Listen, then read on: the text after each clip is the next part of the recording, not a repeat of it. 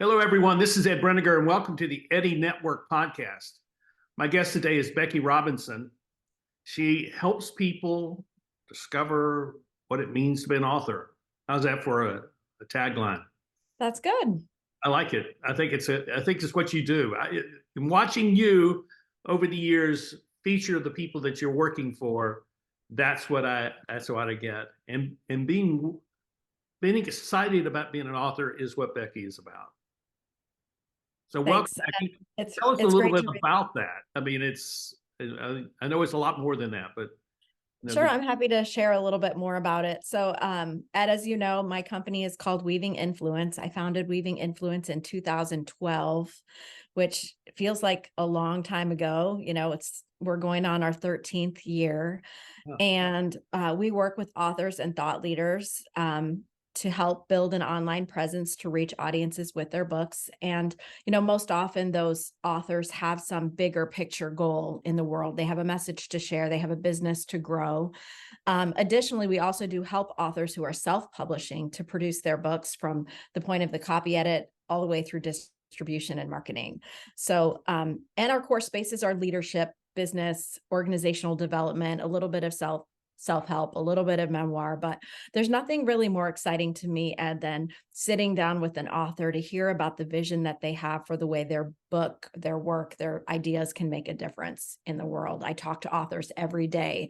And there are some commonalities that each author has. I think the thing that resonates with me most when I talk with people is how deeply they care about making a difference in the world through their words. I find that to be true too. And in the year that I spent doing book events around the country for Circle of Impact, people would come up to me at the table and they say, "Well, I'd like to write a book," and I say, "Why?" And, or I would say something, "Well, don't write a book, just write." And if there's a book there, they would come out. But there were all these people who had this idea in their mind that writing a book was somehow this this ambition that is greater than almost every other ambition, which Yes, I've definitely seen that, Ed. And I think of a woman, I supported her book launch yesterday, and I'm gonna hold her book up just for fun. sure. Brenda Yoho wrote Lead with Two Rules, Feeling Good and Feeling Safe. She wrote this book for teachers and administrators. And as she shared her story, she said, when I was 18 years old, a high school teacher had me write out my list of ambitions for my life. She said I wanted to marry my high school sweetheart, which she did. She's been married 38 years. She wanted to get a college degree, a college education, because no one in her family had ever done that before. And she said the third one that she had put off for most of her adult life was to write a book. So I think it's something that we all dream of. Ed, did you when you were a child? I did. I dreamed of walking into a bookstore and seeing my book on the shelf. I think a lot of people hold that similar ambition or vision or goal. I don't remember when the notion of writing a book first came to me, but it was not that early. It was really late, and Oh. it really was much more of how do I organize my thoughts? How do I understand what's going on in my head and my heart, and and and how do I express that to people? It really was much more for me, it was much more of a tool than an ambition. And oddly enough, I wrote the first one, and then when the pandemic started, I sat down and wrote 7 short ones during the first 15 months of the pandemic. So it became a tool for expressing in ways that people can access these ideas that you have in a simple way that then they can carry with them in some way. There's something very powerful about that, Ed. And I love that you said that. I have often understood and believed, and when I wrote my own book, experienced that the process of writing the book helps you to clarify and refine your ideas. It helps you to be able to present them in a more clear, succinct way. And of course, there's that magic of being able to hand it to someone else. It sounds to me, Ed, like part of your vision was about legacy of, wanting to take the time to write down and process your experiences in a way that could extend beyond yourself into the world.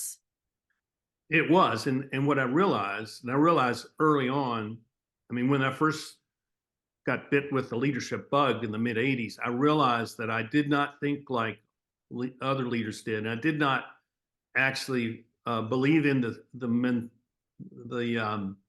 the philosophy of leadership that was being presented to the world, particularly in the business world, where it celebrated the heroic nature of the CEO leader.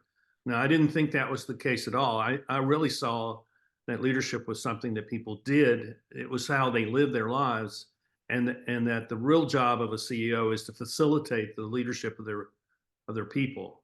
And so that my total sort of contrarian approach to leadership meant that I had to be really clear in what I was saying.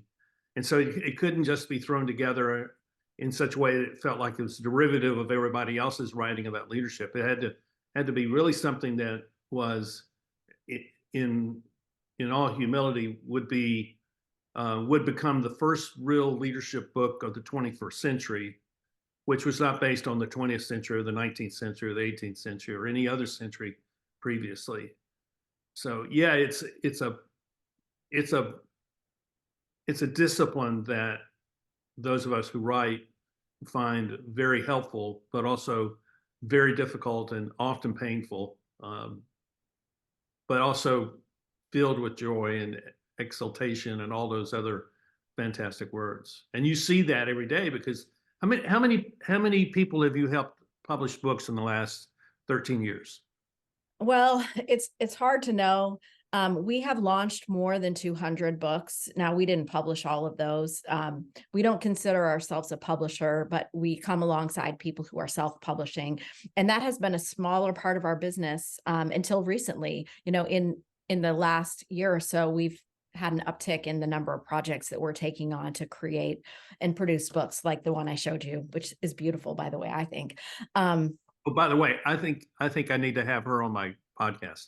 Oh, I will connect you. Yeah. Please introduce us, and because she's talking about stuff that I think other people who watch the podcast will love to hear. Well, I would love to introduce you to Brenda for sure. So, in terms of like the number of authors that we've worked with, we've probably worked with over 400 authors over the last 13 years in one way or another. So for some, it might be that we come alongside to help them craft a strategy to market their book, or for others, we might be doing a social media strategy or building a website, or, you know, helping with social media content and email marketing. We also have a media relations team, which goes out to place people on podcasts like yours, Ed, or, you know, place articles and interviews to expand the reach of their work. So the overarching goal that we have is to help people grow an audience and also have lasting impact for their work, which is really fun to see. It's fun to see the way that as we support people, they can step into reaching more people with their important work. I don't know, Ed, if you've watched at all the journey of Mark Miller. He's a leadership author who we've supported. He has a new book coming out in 2024 called Uncommon Greatness. It's a book about servant leadership. But to follow Mark's journey, I think with him over 13 years, we launched about 10 books with him. And so to be able to just see the way that work creates momentum. I imagine you've seen that, Ed, with your book, that the longer you continue to share the ideas in the world, the more resonance you find, and the more people who have the chance to be changed by the approach that you're talking about.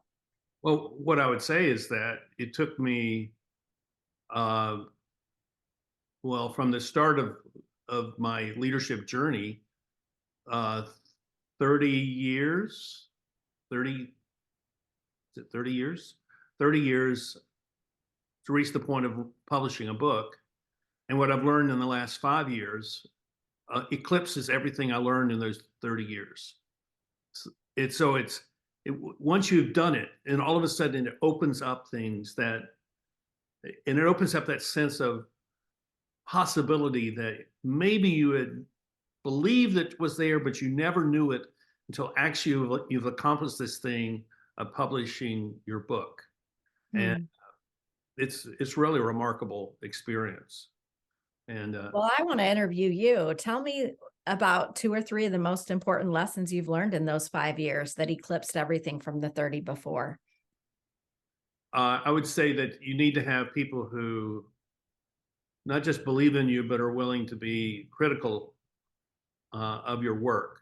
I the first draft of the book was was like 100 and it was about like 75,000 words, and it went off to an editor and he came back and says, a lot of this you just need to toss away. It's not worth it. But the circle of impact theme is what you need to talk about. So I trimmed it down to about 40,000 words.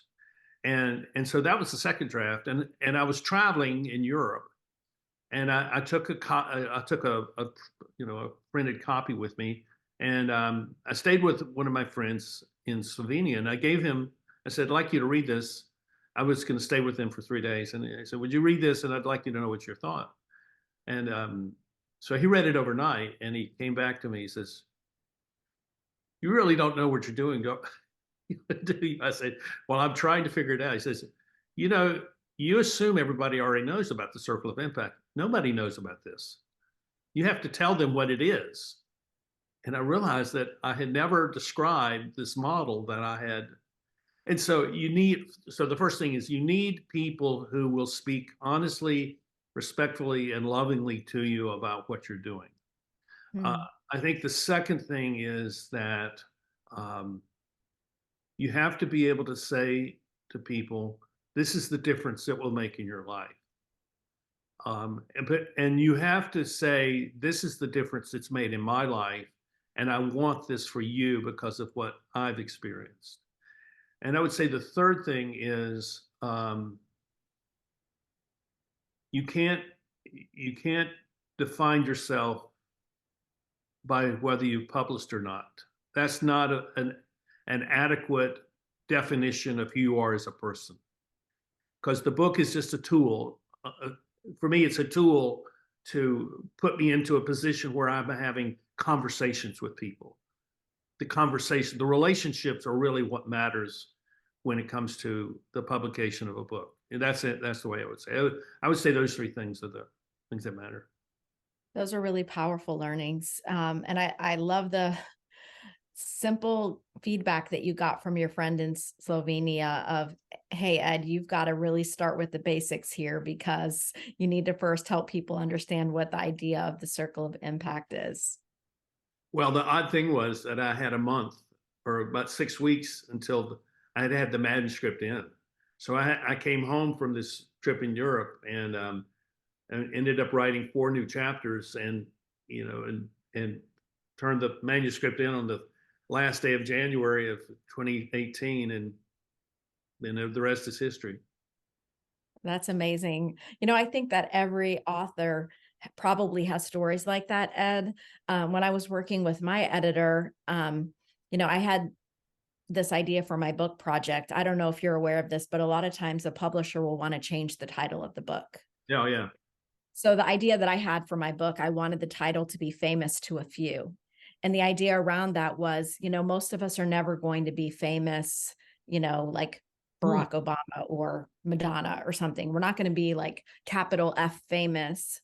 But if we choose to invest in sharing our ideas with a small community or a growing community of people, we'll become famous to those people.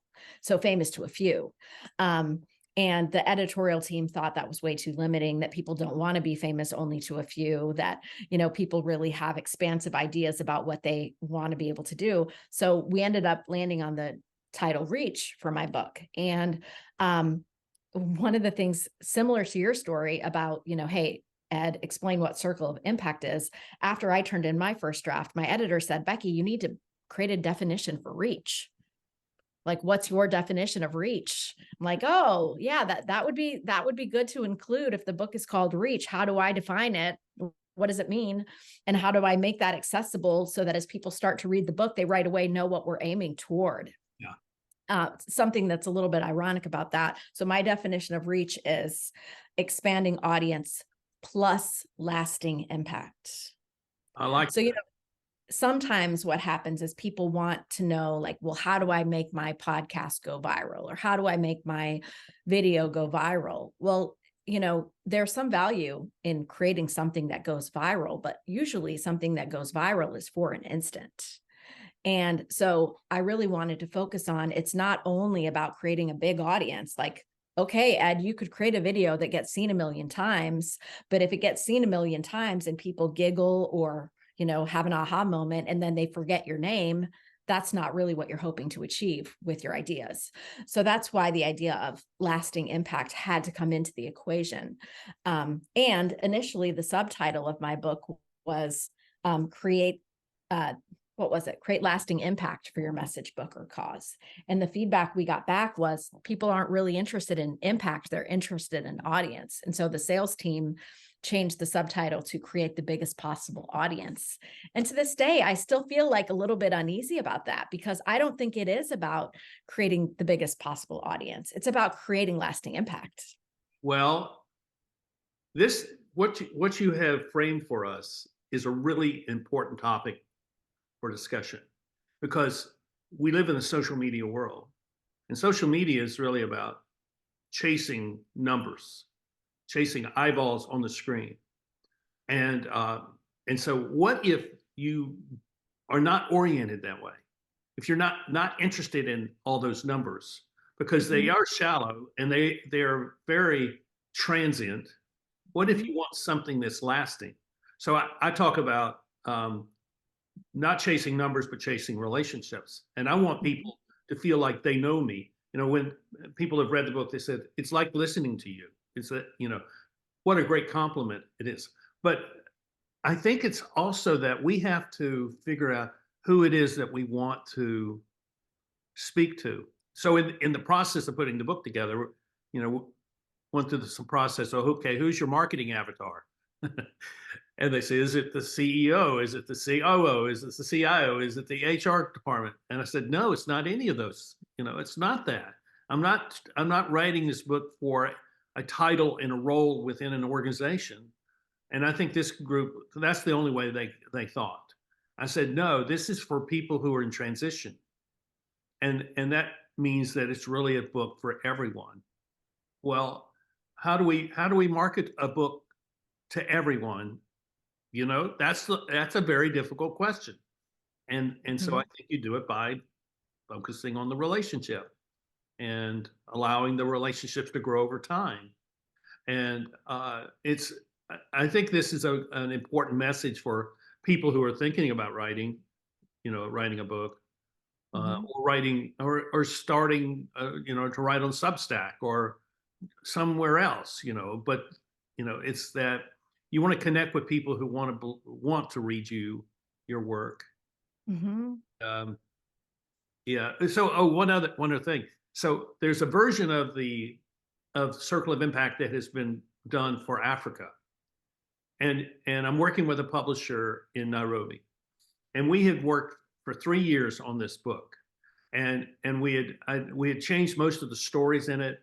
We had added African proverbs to the book. It was a different book for the most part, and I've been operating all along. It would be called Circle of Impact Africa, and the team at this publisher came through their boss, to the woman that runs the organization, came to me the last week before the manuscript was done. They said they don't like the title.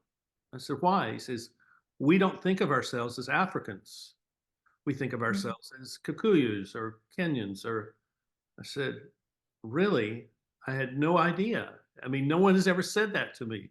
And so we changed the title to Circle of Impact. You have everything that you need. And now it's for sale in Kenya, and hopefully it'll pick up some steam and go across the continent. But I think so. The question I'm really asking you is how do you help people focus on the group that they really need to be communicating with? Sure. So a question I like to ask people is, who needs to read your book right now? What are the felt needs that they may be experiencing in their life, whether it's a certain challenge that they're facing or a certain positive outcome that they want to create that would cause them to need your book right now. Because I hear you, Ed, it can be tempting to believe that our book is for everyone, but the more we can be specific about the person who has a felt need for our book right now, the more likely we will be to be able to reach them.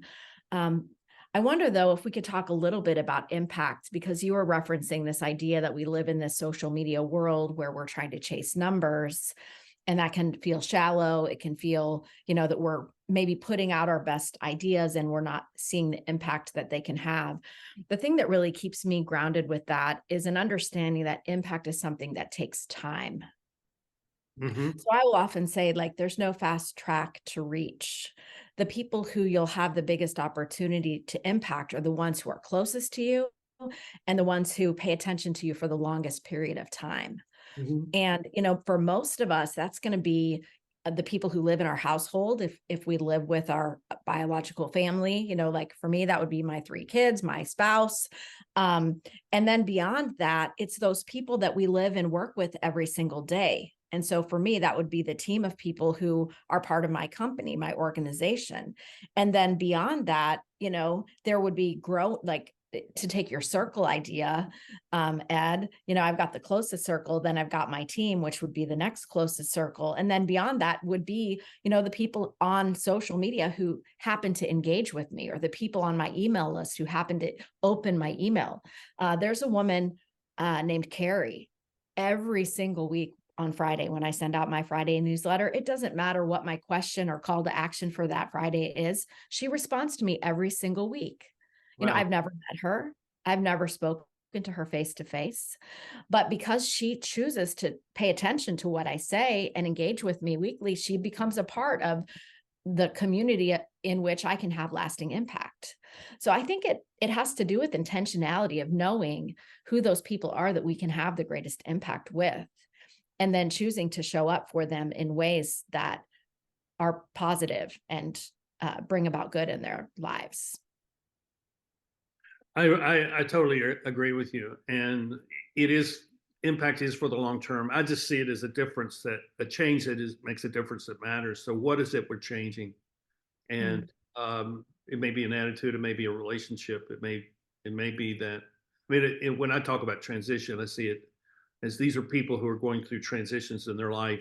It may be at the family level, or it may be at the career level, but they've come to a point where they have to look at themselves in a different way, and they need someone to help them think that through.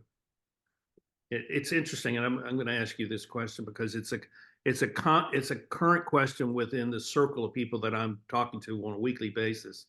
They're sensing that something is changing, but they don't know what it is. But they feel that the world is changing in a way that requires them to be different.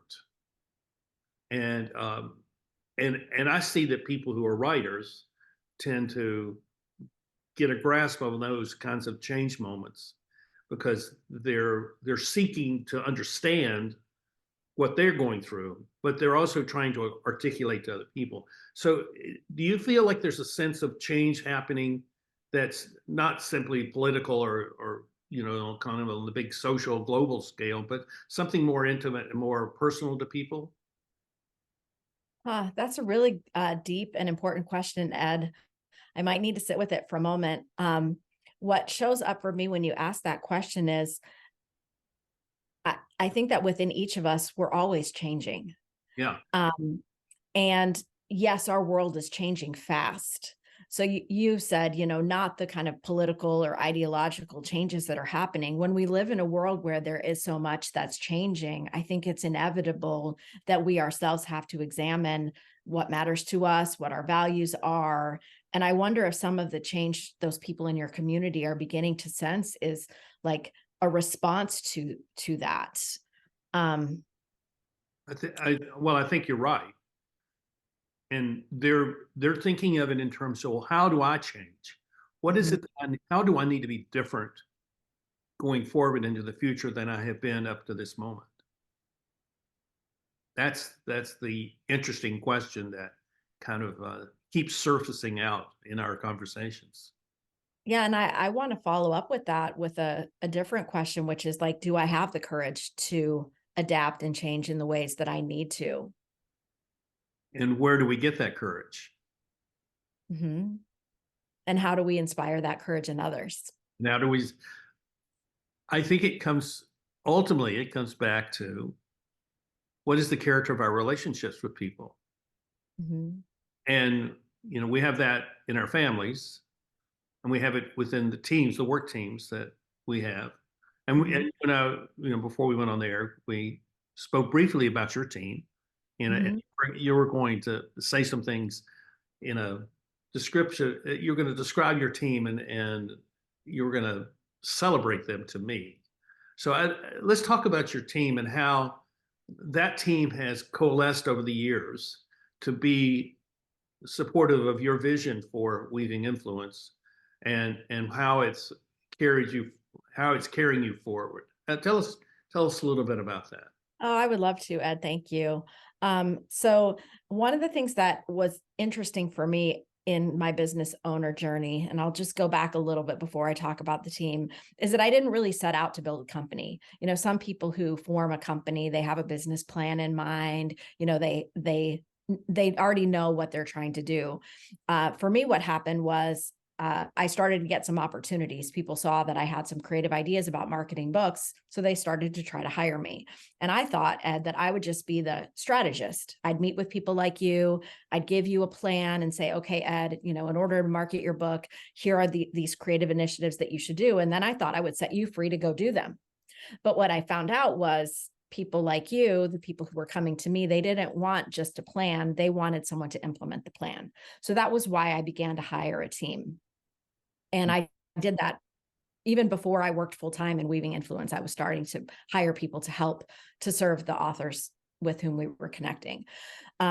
So what's magical about my team is the relationships that we've been able to build and the way that we've been able to align around certain core values.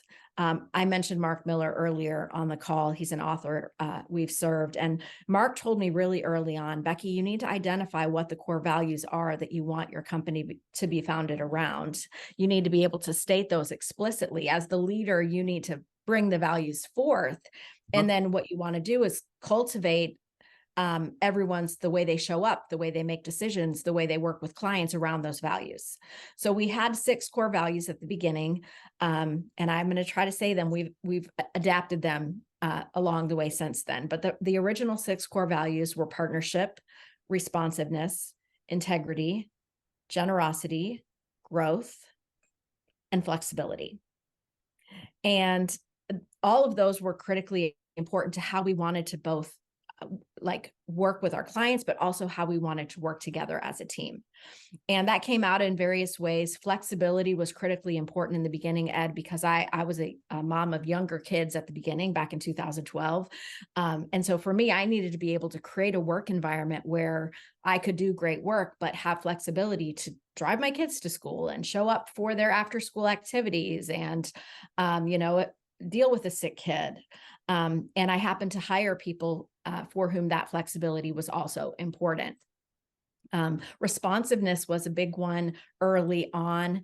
Generosity is something that is core to who I am and how I want to show up to give what I know and how I am to others as much as possible. So I think starting with core values helped us to build a culture in which people knew that they were valued, people really cared for one another. So when I think about the team that I work with today, Amy is someone, she's our chief operating officer. We've worked together almost the entire time. I started the company early in 2012. She joined in September. There's another woman named Carrie, and Carrie is one of the very first subcontractors that I hired, and she's worked with us the entire journey as well. Many of our account managers have been with us, 5 years, 4 years, and so because we've worked together for so long, what I love seeing is the way the core values have become integral to how people show up with their work. So the thing I was going to brag about before we started recording is just the way that the customers that we serve get to experience our values lived out day by day. So I heard through the grapevine feedback from a client. His name is Jack Craven. His book, Aliveness Mindset, is coming out later this year in 2024. And Jack had sent me an email one Saturday morning saying, your team, that was the subject line. And he said, since I started to work with your team, I felt so supportive, so supported. It's been so, clear the next steps. They're organized, they're responsive. Well, then a week later, I get more kind of secondhand feedback where Jack meets with a team member and again expresses how he appreciates our responsiveness and our strategic approach. Then I get on a call with some authors whose book launched earlier this week. And like all three of them, it's a 3-author team.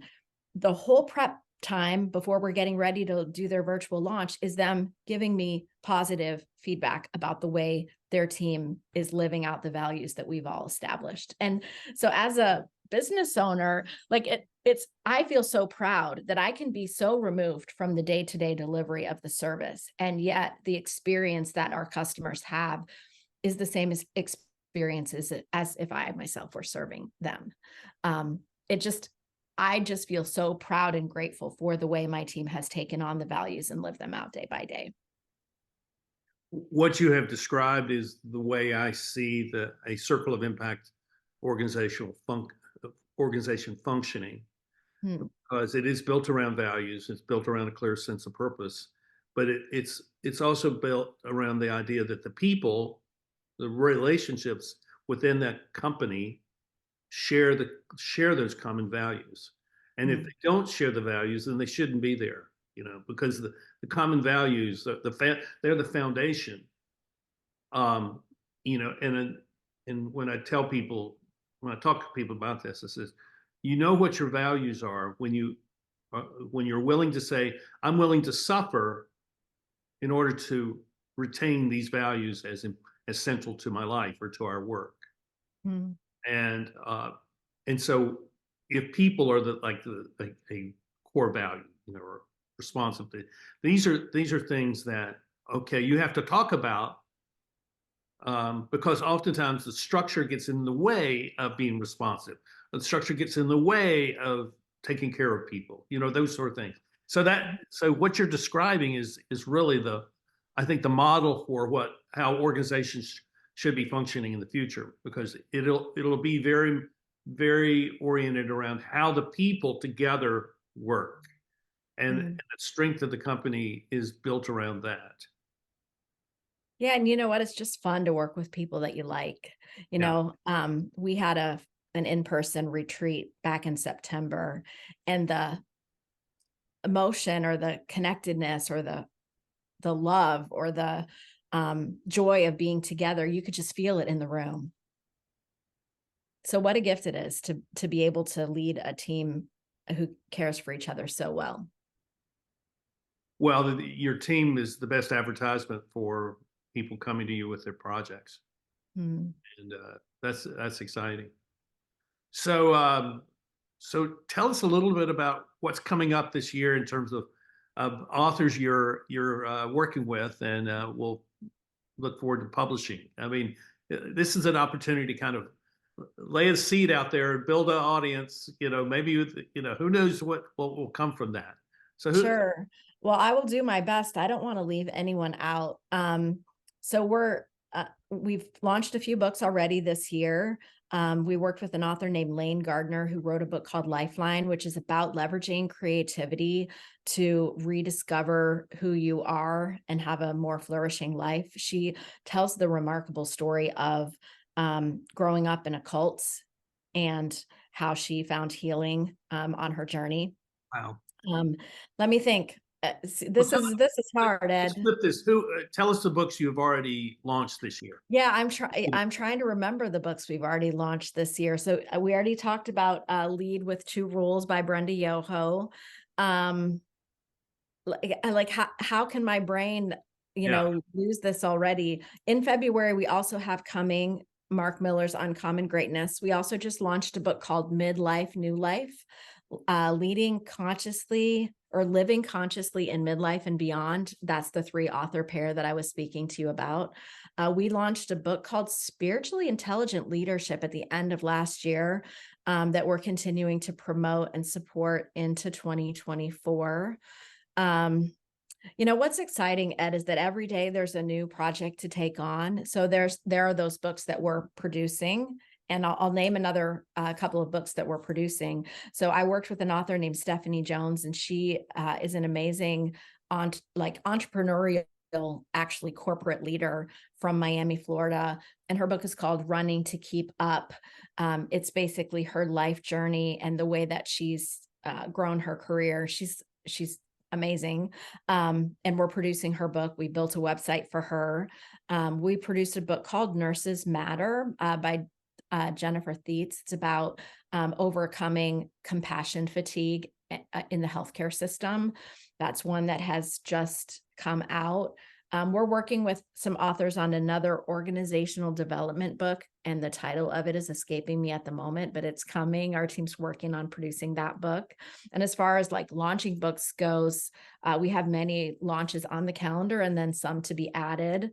I'm working with an author right now, a woman, Allison Fragale, and she wrote a book called Likeable Badass about women finding the success that they deserve. And she is just a world changer. So, I could probably talk all day about all the people, and I'm always in awe of the people who come in, the ones that I get the chance to get to know and support. Well, and maybe this is a place to stop, but it sounds to me that what the people that you're working with are people who have taken something that has transpired in their personal life, and they have turned that into something that I would call a gift to the world, and it's being expressed through their book, and that's a beautiful thing.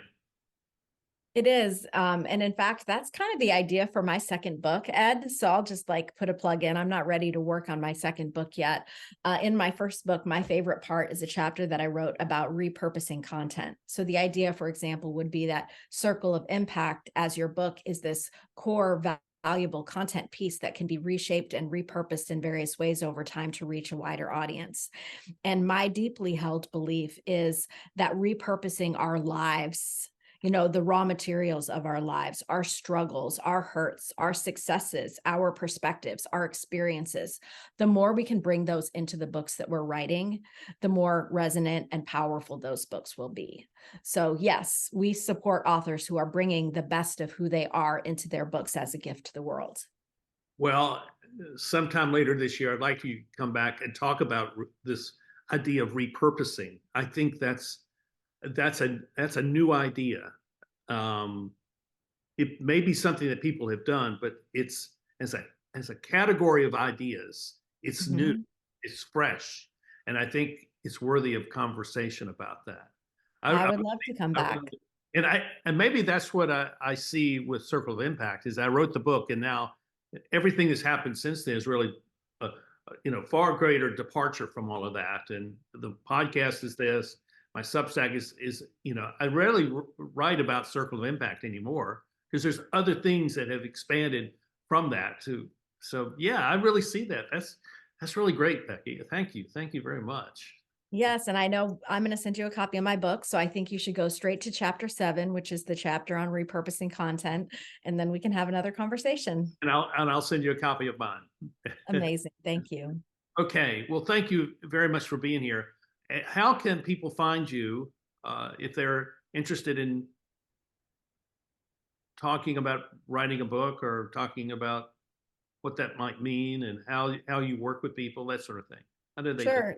There are 2 places to find me in terms of websites. There's weavinginfluence.com, which is my company's website. If you're interested in hearing more about my entrepreneurial journey or about my book, you can visit beckyrobinson.com. And on social media, you can find me. I'm most active on LinkedIn, Instagram, and Threads, which is a new platform that I love. We also have a YouTube channel for Weaving Influence, where you'll find many of the online conversations that I've done with authors over the years. and some book marketing related webinars as well. And I have a podcast called the Book Marketing Action Podcast, over 120 episodes if folks want to dig into the archives to learn more about marketing. Sounds great. And we'll include all of that in the show notes so that people can find you and maybe connect with you and write a book. That sounds great. Thank you, Ed. Thank you, Becky. And thank you all for watching. Please sign up, hit the like button. And if you have a comment, leave that, because we're always curious about what you're thinking and how you respond to these unscripted conversations, which are always dynamic and fun to have. So thank you, and we'll see you next time here on the Eddie Network podcast. Bye-bye.